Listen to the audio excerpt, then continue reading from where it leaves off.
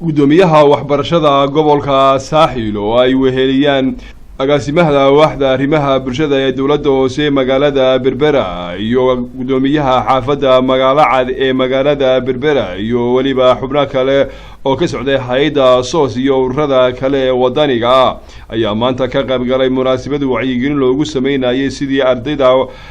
ku nool xaafadda magaalada ee magaalada Berbera oo dugsi cusub ay dawladda hoose magaalada Berbera ay u dhistay ardayda iskuulkaasi loo keeni lahaa ugu horreynna hadalkaasi uu ka soo jeediyay gudoomiyaha xaafadda magaalada ee magaalada Berbera Maxamed Nuur Aadan ayaa waxa uu ka waramay iskuulkaasi iyo sida ay lagama maarmaanka u tahay in ardayda la geeyo sidoo kale halkaasi ina hadal waxa ka soo jeediyay xubin ka socotay hay'adda SOS oo iyadu barnaamijkaasi hogaaminaysay Ayaanle Axmed Maxamed ayaa isaguna ku dheeraaday iskuulka iyo sida loogu baahan yahay ardaydu in ay yimaadaan oo ay waalidiintuna ka qayb qaadato sidoo kalena agaasimaha waaxda arrimaha bulshada ee dawladda hoose magaalada Berbera Xasan Cabdi Cali ayaa isaguna dhinaciisa soo jeediyay muhiimadda ay leedahay ardayda in iskuulada la geeyo waxa weeye dugsi baa la inoo dhisay oo inoo furan yahay waa la furayaa intii hadhay waxa weeye xafladii kale bari bay sii dhamaysanaysaa xariga laga jirayaa waa inaynu inaguna dhinaceena ka qayb qaadanaa hadday wacyigelin tahay hadday wax ka qabad tahay hadday ardayda la keena tahay maanta waxaanu joognaa inaynu waalidka ubadka dhalay ee xaafadda magaalada ku nool aynu faansiino una sheegno faa'iidada ay leedahay waxbarashadu faa'iidada leedahay in ubadka iskuulka la keeno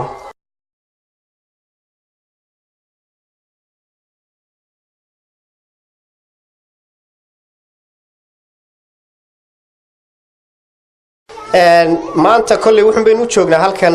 iskuulkan aad aragtaan afarta class iyo office-kiisa iyo qalabkiisa oo dhameystiran ka kooban waxa yagaleelkiisa iyo hirgelintiisa iyo dhameystirkiisa ma lahayd dawladda hoose degmada Berbera runtii oo aad iyo aad ugu mahadinayno waxyaalaha la taaban karo ee horumarka arrimaha bulshada ee intan dambe waqtigan dambe golaha deegaanka hadda jooga ay ka qabteen runtii arrimaha bulshada ugu dambeyntiina gudoomiyaha waxbarashada ee gobolka Saaxil Ibrahim Digaale Maxamed ayaa isaguna soo jeediyay in haatan dawladda hoose magaalada Berbera iskuulkaasi ay dhameystirtay ay waxbarashahaan agabka iyo macallimiinta oo soo diyaariyeen balse loo baahan yahay waalidiintuna sidii ardayda ay u keen lahayd xaafadaasi magaalada oo kamid ah xaafadaha cusub ee magaalada Berbera runtii farxad weyn bay tahay inaan ka soo qayb galo munaasabadan wacyigelinta iyo abaabulka soo ururinta ardayda saad la socotaan labadii cishay ugu dambeeyay wasaaradda waxbarashada tiimanba ka joogay halkan ilaa maqribkii shalay ujeedada ugu weyn halkan u joogan waxa ahayd si bulshada loo wacyigeliyo loona diiwaan geliyo ardayda iskuulkan aynu ugu talagalnay dugsigan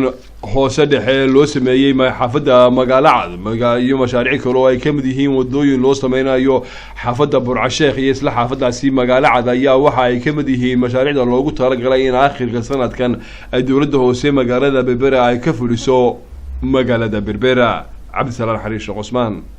TV-ga qaranka Somaliland Berbera